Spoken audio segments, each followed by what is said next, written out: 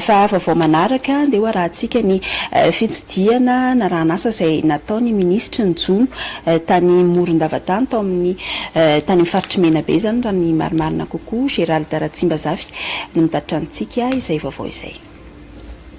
4 hektara ny velaran'ny toerana misy alahonko matevina sy mbola azo arenina aty anatiny tandavana alahonko ny manambolo Tsiribihina aty amin'ny faritra Menabe sy ny ilan'ny faritra Melaky. 3,000 hektara ny faritra efa voakolokolo sy voasosoka alahonko amin'izao fotoana izao. Efa hita taratra aty anatin'ny alahonko anefa ny fahampotehana toy ny any amin'ireo ala maina.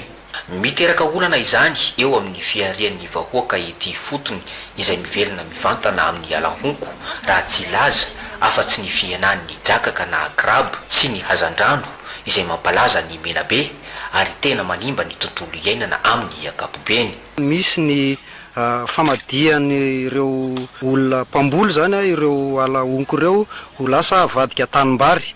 Eo ihany koa ny fangalana hazo tsy manaraka ny lalàna izay napetraka. Ny alahonko zany no toerana fanatodizany ireo fia na trondro, toerana fiveloman'ny drakaka na ny kraby, iainan'ny crevette zany izy a. Misy stady eo amin'ny fiainan'ny crevette zany tsy maintsy lalovana aty anaty alahonko. Dia eo koa ny fiarovana indrindra ny morontsiraka tsikaoandrika. Amin'izao fotoana izao dia efa misy karazana lémurien zany hita fa mipetraka aty an'alahonko noho ny fahampotehan'ilay ala an-tanety.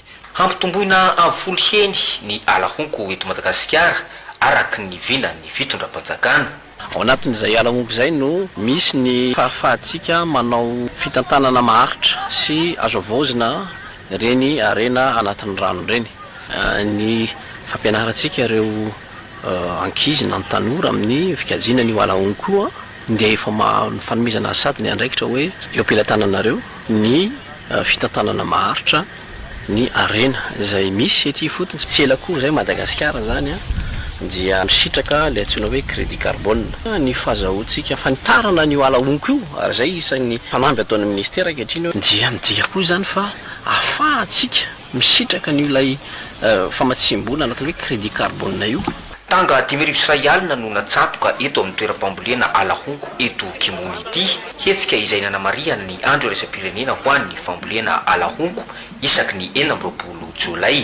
Fiara-miasa eo amin'ny tambazotra mihary izay miaro ny alahonko ety fotony sy ny WWF miaraka n'ireo fikambanana maro samihafa mba amin'ny mpitondra fanjakana aty amin'ny faritra Menabe. Hisy ny fenitra sy ny sata manokana ifehezana ny alahonko aoriany ny atrikasa iresamparitra mandritra ny 2 andro tontosai ny fikambanana maro samihafa tarihy ny tambazotra mihary.